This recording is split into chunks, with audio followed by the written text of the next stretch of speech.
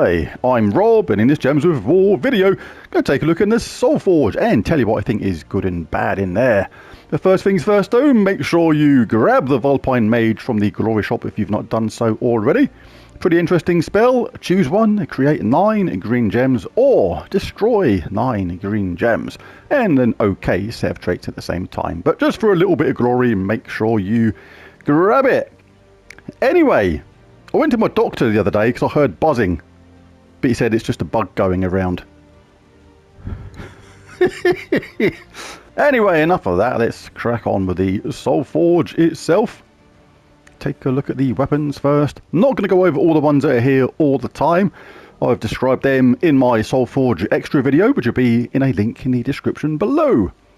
What do we have first? Foxfang. Explodes magic +1 green gems, grants a random status effect to all Vulpacia allies, then summons a Vulpacia troop. It's a dagger. Do like the explodey summony weapons, really handy. Exploding gems, gaining mana for the team, giving status effects to allies as well as a summon. Very nice indeed. I'll be crafting that. I was going to say later, but I might as well just do it now. Thank you very much. Right, what else do we have? A lot of these ones are here all the time. Orb of Vulpacia. Remove all green gems with no effect. Deal magic-based damage to an enemy, boosted by the amount of gems removed. And if the enemy is from Vulpacia, or if the battle is in Vulpacia, deal a double damage. So kind of the anti-Vulpacia weapon, if you like, and very effective in those circumstances, even though it is pretty situational. Foxglove. It's one of these weapons I kind of really like the sound of, but I've still not got around to using it. Choose one, convert all green gems to a chosen colour. That's really handy. That's going to be, most of the time, there's going to be an option to use that somehow. And even if there isn't, you can completely wing it and then explode a gem and create 10 green gems. So one way or the other, that would be castable as soon as it's chosen. The first part of the spell is definitely a lot better than the second part. You will generate some mana from it, but if the enemy team uses green as well, you may well actually set them up. It's a bit of a 50-50 on that last part of the spell, I think, but still a decent weapon. And it's got some okay traits as well, like Leaf, which is Leaf Storm. Very nice indeed. Foxfire Tome. Deal magic-based damage to an enemy boosted by Vulpacia allies. Then create a mix of 6 blue and green gems for each Vulpacia ally.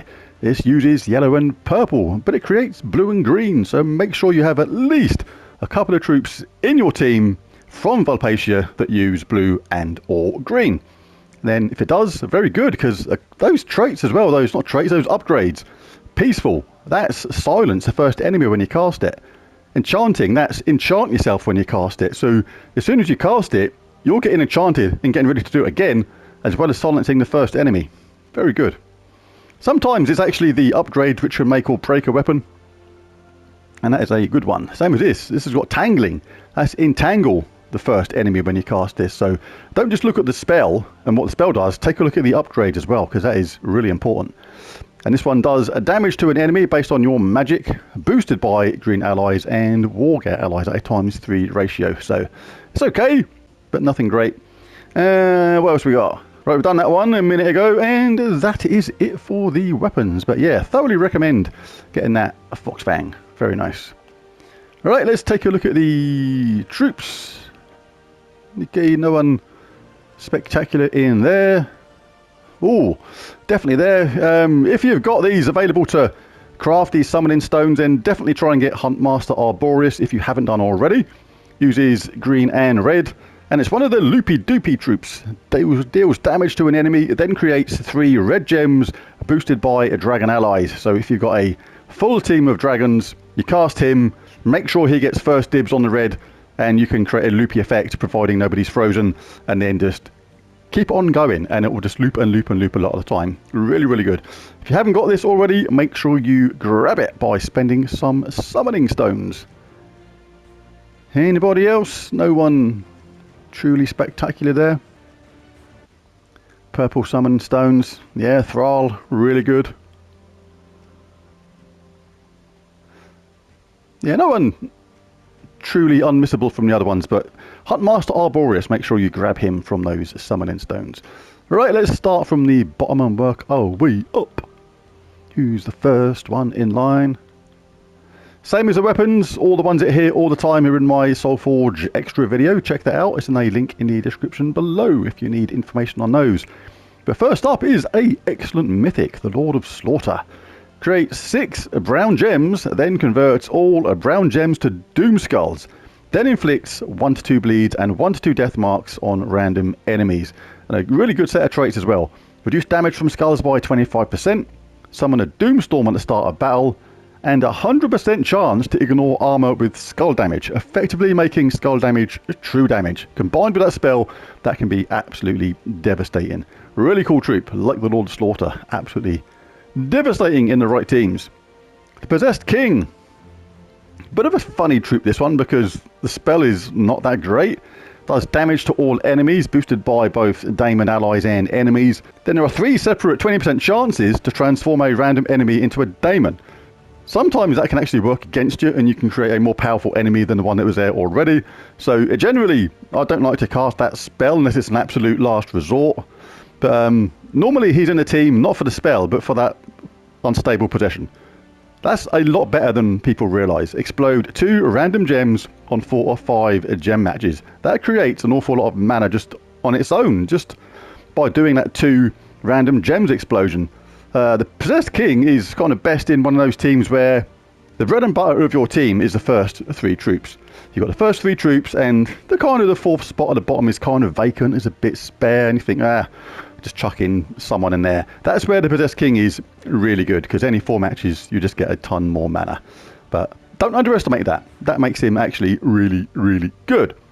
The Worldbreaker explodes 18 gems on the board, then deals damage to all enemies based on your magic. The cool thing about the Worldbreaker, besides that absolutely obscene mana cost, is the fact that he explodes that amount of gems regardless of your player level. Whether you've been playing for like 6-7 years or you just started playing today, even if you're a brand new player, you're still going to explode 18 gems. That is really good. So yeah, the Worldbreaker, he's still decent. Elemaugrim, some good mythics here today. Does damage to all enemies and creates 9 purple gems, boosted by burning enemies. Good traits too. Gain 1 life for each purple ally, immune to all status effects, devour, lycanthropy and mana burn, and decrease all enemies attack by 4 on 4 or 5 gem matches. So yeah, cool. Uses red and purple as well, and the dragon. So will pair well with that Huntmaster Arboreus, mentioned from the summoning stones. And I think that Elemaugrim has just actually got a little bit better as well, due to that new Nightweaver class that is all based on purple and stuff. I think this could go really well with some Nightweaver stuff. Interesting. Elemaugrim. Kraken. Used to love Kraken in the early days of playing this game. Those traits used to really come in handy. Huge, gain 2 life on 4 or 5 gem matches, and at the same time, if you had the 3rd one, you dealt 3 damage to all enemies too. Very cool. And done damage to the last 2 enemies, created blue gems with a 35% chance to devour the last enemy. That was usually the thing I was hoping for that devour to come in. Behemoth does damage to all enemies based on your magic, destroys some gems, getting some of that mana back, and has an okay set of traits as well, particularly Impervious, which is really good, and Immense, gain 10 life on 4 or 5 gem matches. Who else have we got? Taloka. Magic based scatter damage, and if there's a storm, deal triple damage. Not bad at all. And Lightning Bolt, deal 10 damage to a random enemy on 4 or 5 matches is cool, as well as immune to silence. So not bad either. Starflower, I do love Starflower. She's very underrated, I think. You hardly ever see her, but she's actually really cool. Damage to all enemies based on your magic, looks like magic +2, boosted by ally and enemy Fae. She has a summon as well, and a 20% chance to transform a random enemy to a pixie.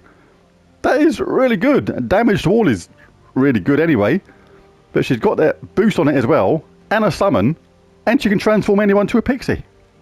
Awesome stuff. As well as that, Fae Link is cool. 50% chance to fairy fire a random enemy at the start of my turn, as well as reduce damage from spells by 25%. Very good, Starflower. I like you a lot. As Ben Templar knows in Rob Slay Alive. Anyway, I'm not going to go into that. Was that 4? We've done it. Is that it? Starflower. Oh yeah, Taloka, and then the other two, Kraken and Behemoth. Right, so who gets my super coveted, not Mythic of the Week? Well, they're all good in their own way. This is what's interesting this week. Like, Elemaugrim is good, and about to get better, I think, as I said, in that Nightweaver class. The Worldbreaker, very good indeed as well.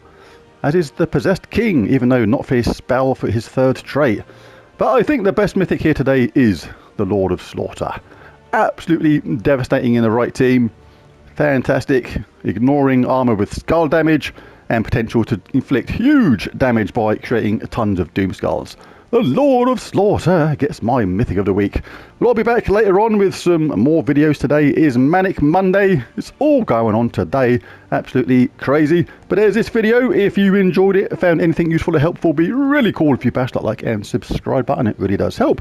But most of all, thanks for watching. I'll catch you again next time. Bye for now.